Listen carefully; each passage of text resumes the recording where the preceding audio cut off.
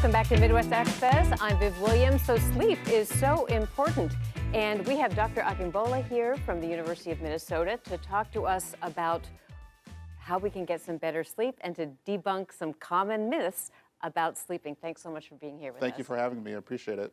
You're welcome. So before we get into the myths, give me just a little rundown on, why is sleep so important? Because people are talking about that these days. So we all think of sleep as the time of day where we get to rest. I think more importantly, if you think about sleep, the time our body gets to reset, repair, recover, whether it's for our brain, our bones, our muscles, our heart, those sorts of activities happen during sleep. So that's why it's so important. Okay, so let's talk about some myths. One of the main myths, because I've already heard since a kid, is that everyone needs 8 hours of sleep. True or false? I would say that's false. When we think about how much sleep everyone needs, throughout our life that changes. So from infancy to when we're elderly, our sleep need changes.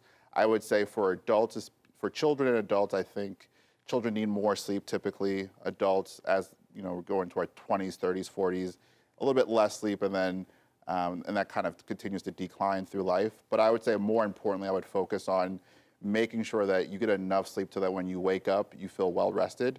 For some people, that may be 6 hours. For some people, that's 8 hours. But as much sleep as your body can have, and then when you're waking up, making sure that you're feeling well rested.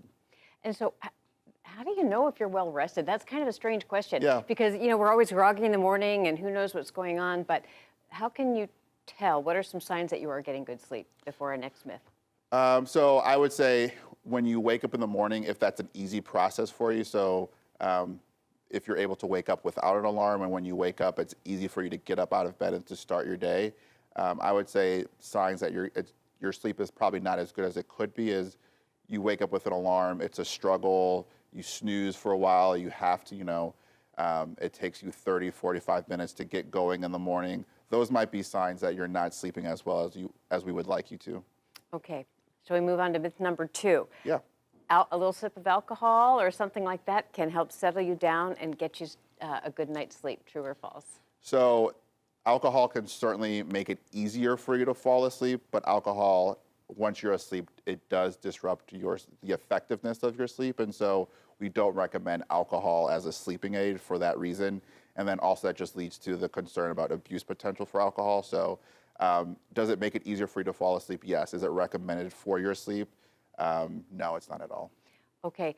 Do you have any other, I've heard that, warm milk, a cup of chamomile tea or something like that, those things can help get you ready for bed. Is there something that you would recommend you have? So I think when we think about things like warm milk and tea, I think what we're really getting at is things that help us relax and to calm us down. And so whether that's tea or warm milk for you or an activity that helps you relax and take your mind off all your stresses of the day, those are the sorts of things that we recommend, and those things are different for everybody. Okay. All right. Let's move on to another myth. I want to talk about shift work, that your body can adjust to shift work. True or false?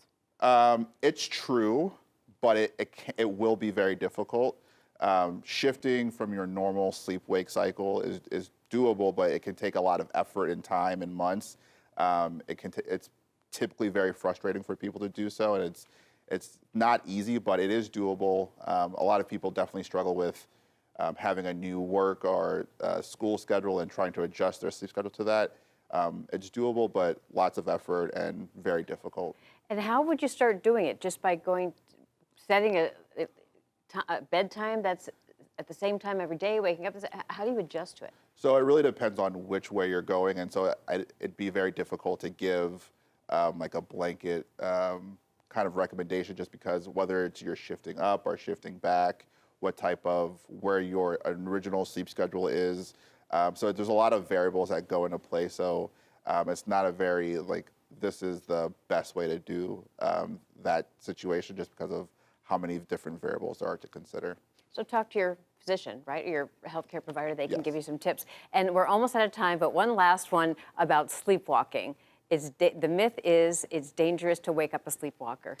I don't believe that myth is to be true. I think more importantly is you want the sleepwalker to be safe. And so if they're, walking towards the door to leave the home or in the kitchen where there's knives, the stove, you would always want to make sure that the sleepwalker themselves is safe. Always make sure that you yourself are safe, but I think it's more important to make sure the sleepwalker doesn't injure themselves. Wonderful. Thank you so much for being here, You're Dr. welcome. Akingbola. And we're going to be talking with you a few more times. You'll get to see him on some other shows. So we will return after this.